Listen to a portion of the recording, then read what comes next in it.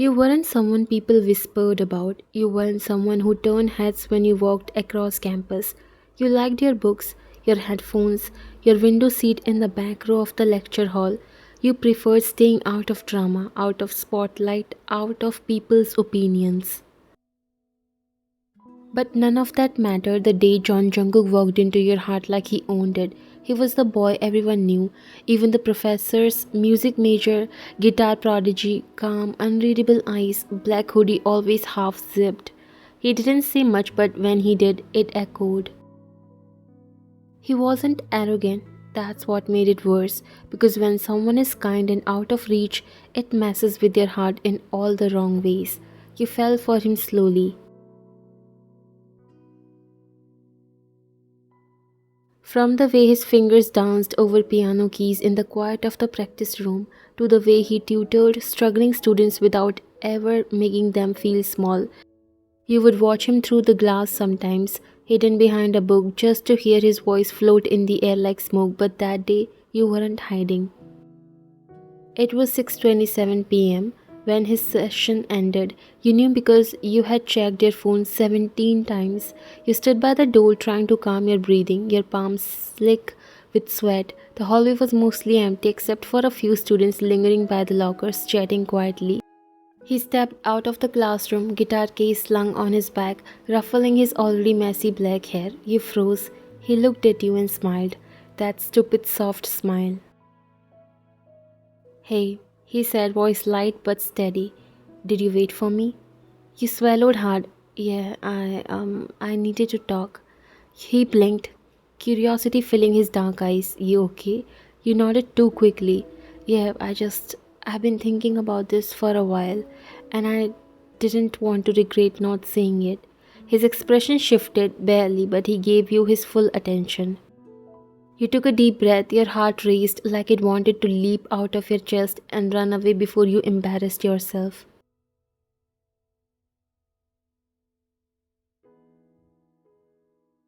I I like you, he whispered, your fingers curling into fists at your sides.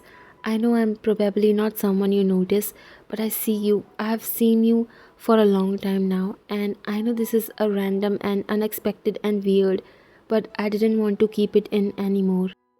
You forced yourself to meet his gaze. Silence stretched between you, his lips parted slightly as if he hadn't expected that, not from you. Then came the smile, but it wasn't the one you wanted. It was the kind that said he felt sorry. "I'm sorry," he said gently. I can't accept your feelings." Just 5 words, but they felt like they ripped through your ribs and left your heart out in the open. You took a small step back, blinking fast. "I get it," you said quickly, forcing a shaky laugh. "Yeah, no, that's fine, totally fine. You don't have to explain. I just wanted to say it." He opened his mouth to respond, but a sharp voice interrupted the moment. "Hold on, did she just confess to him?" Your heart stopped. You turned slowly, your stomach sinking. Half the student council stood at the end of the hallway, having just walked in. You recognized them instantly, the elite group, the ones who always move like the campus belonged to them. One of them, a girl with sharp eyeliner and a smirk you had grown to dread, tilted her head mockingly. "Wow, didn't think quiet girl had it in her." Another snickered, lifting their phone. Wait, say it again." "What did you tell him? Can we get that on video?" Your face turned red with embarrassment, and without saying anything, you walked away from there as quickly as possible. Jungkook tried to stop you, but you didn't. The girls laughed. "This is gold, confessing to John Jungkook in the middle of the hallway? What kind of cheap drama is this?" "I didn't know she was that desperate," someone murmured. That night in your bed, staring at the ceiling, you repeated his words over and over. "I can't accept your feelings."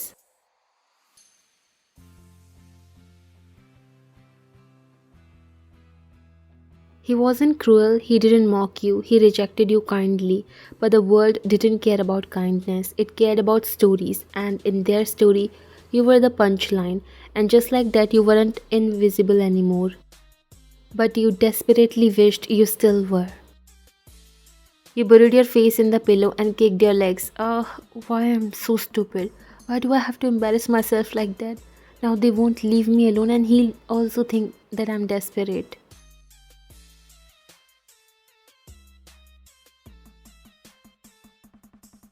The next morning, campus didn't feel the same. You felt it the second you stepped past the university gates. The air was heavier, the looks came before the words, some subtle, some not.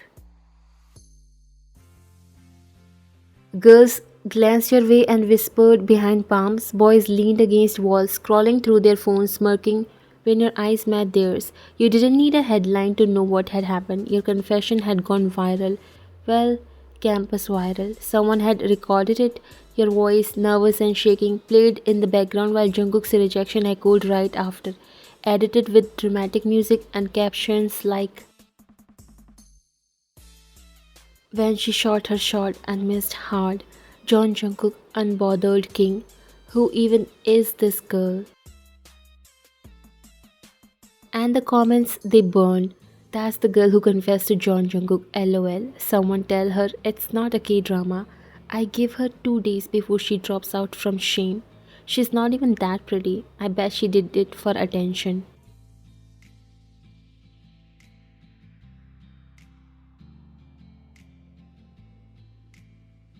You clench your jaw, shutting your phone off, no notifications, no checking, no feeding the fire. Let them talk. You weren't going to cry in public, not today. The first act of bullying was subtle. Someone kicked your chair in class. You turned, expecting it to be an accident, until you saw her. Min Ari. She sat 2 rows behind you, crossed her legs, and smiled innocently. Oh, sorry, she said, voice sugary sweet. Didn't see you there. You kind of blended in with the furniture. You stared at her calmly, then dragged your chair forward, loudly, without flinching, and turned back to the board. You wouldn't give her the satisfaction, but the second act came during lunch. You were walking across the cafeteria when someone's elbow bumped you hard enough to make your tray fall. Your soup spilled everywhere. Laughter followed. Oh no, poor thing, someone mocked. Now Jungkook will really fall for her. You stood there for a moment staring at the mess on the floor. Then slowly you crouched and cleaned it up, one napkin at a time, but not before locking eyes with the group and saying clearly, if bullying me makes your lives less pathetic, go ahead. Just don't expect me to break that easily. Their smiles twitched because you weren't sobbing, you weren't yelling, you were standing tall with soup stained jeans and a spine they didn't expect. Later that evening, you stayed in the library alone. You didn't want pity, you just wanted space. You buried yourself in a book, but your mind drifted back to Jungkook. He hadn't reached out, not once, not a text, not a glance, not even check in. You weren't asking him to fight your battles, but a single word would have made it feel like you weren't in this alone, and yet.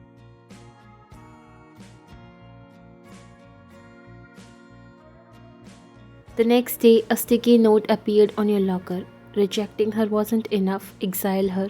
You pulled it off silently, crumpled it, and tossed it into the trash. But this time, when you turned around, he was there, Jungkook. Leaning against the wall, black hoodie, hands in pockets, watching your stomach twisted. You walked right past him. Wait. He said you didn't stop, so he followed. Hey, can we talk? You paused near the vending machines and turned sharply. Now you want to talk. His eyes searched yours. I didn't know it got this bad. That's the thing, you said, voice low. You didn't bother to know. He winced. You exhaled, trying to rein yourself in. I'm not asking you to fix it, but your silence let them think it was okay. That I was fair game. I mean, I know I embarrassed myself. You didn't have a fault, but still, you can stop this. I didn't mean to hurt you, but you did. He stayed quiet. You turned to leave again, but he spoke, softer this time. You are stronger than they are. You froze for a second, then muttered without turning around. Yeah, but I'm getting tired of proving it.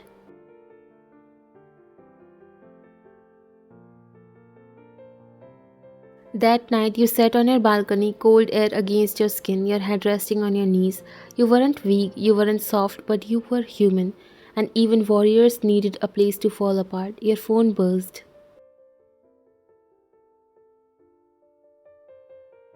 Unknown number. I'm sorry for staying quiet. I should have spoken up. I'm going to fix this, I promise.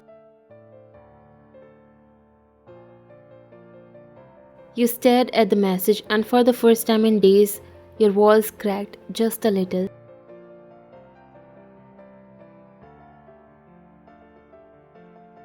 The next few days blurred together in quiet bruises, not the kind you could see on your skin, but the kind that sat under your ribcage, pulsing with every hallway whisper, every mocking laugh, every stare that followed you like shadow.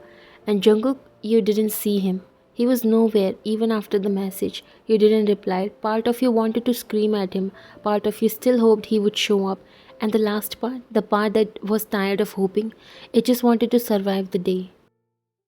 You were in the courtyard, but they didn't leave you there as well. You had just finished your class and were walking toward the library steps when a voice behind you called out, "Hey, Desperella, still chasing princes who don't want you?" You stopped cold.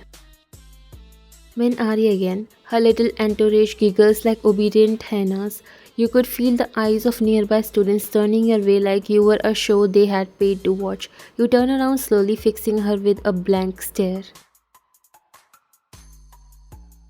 I didn't realize insecurity was contagious.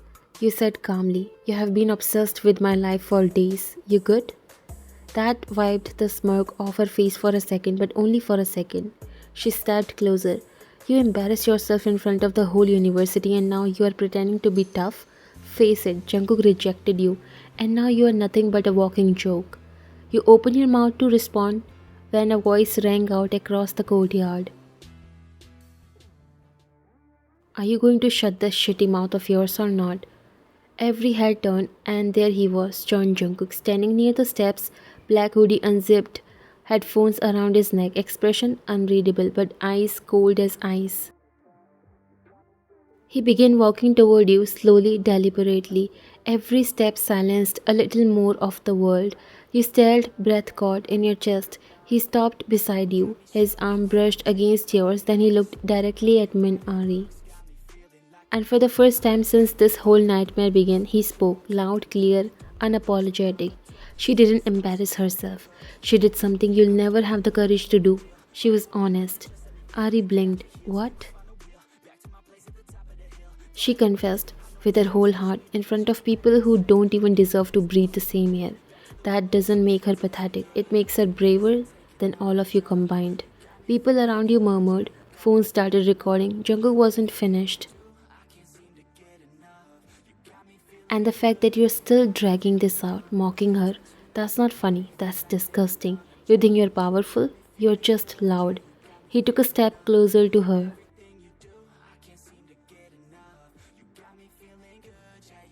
"If I ever hear you speak about her again, if I even see you look at her wrong, I'll make sure every professor, every club, and every sponsor of this campus knows exactly what kind of person you are."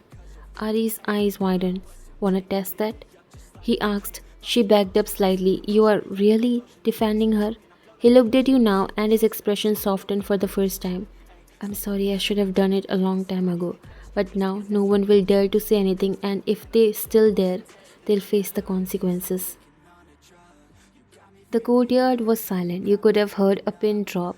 Even the birds seemed to stop singing. He turned to you then, voice quieter. "I'm sorry, I didn't speak up sooner." You stared at him, your throat thick. "Why now?" Your voice was cold. He swallowed. "Because watching you go through hell while I stood on the sidelines, that wasn't strength. That was cowardice."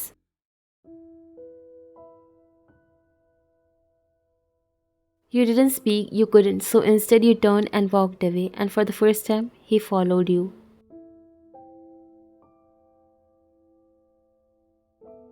You sat under the old fig tree near the back of campus, the one you always hid beneath when the world became too loud. He sat next to you. "I don't expect you to forgive me," he said quietly. "I'm not asking for an apology." You replied, crossing your arms. "I myself created this situation. I just wanted someone to say something, anything. I know. I should have said it the moment they laughed. You stayed silent, then he added, but I was scared. You looked at him. Scared? Of what? He met your gaze, and for once, he didn't look like the composed, untouchable Jungkook everyone admired. He looked real, of how much I liked you.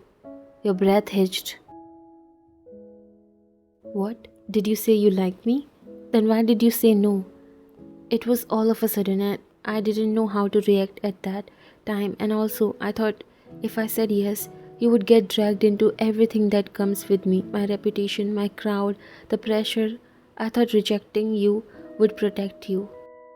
You laughed bitterly. Yeah, that worked out well. He flinched, then nodded. I know. There was silence again, and then he whispered, but I'm done hiding. I'm done being afraid. You glanced at him, uncertain. He leaned forward just slightly. So, this time, can I try? You blinked. He smiled softly. I'm John Jungkook and I like you a lot. Would you give me a second chance? Your heart screamed yes, but your lips said nothing. You just looked at him and said quietly, what if I say no this time? He smiled, then I'll try again. That made you smile. Fine, prove it.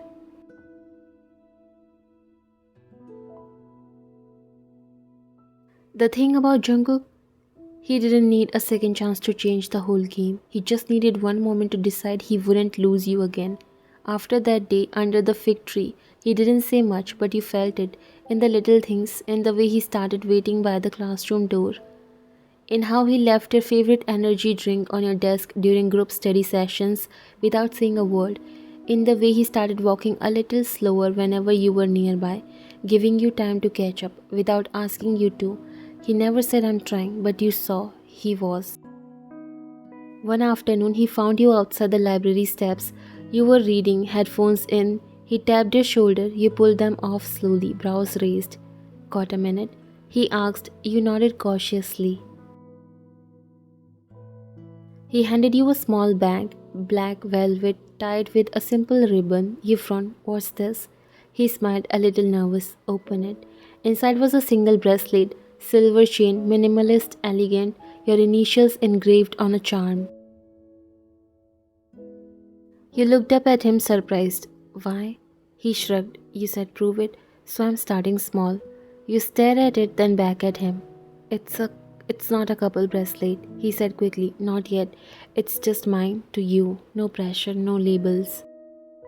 You looked at him for a long, quiet second, then you reached out, tied it around your wrist and said, okay, let's start small. His smile that day could have put the sun to shame.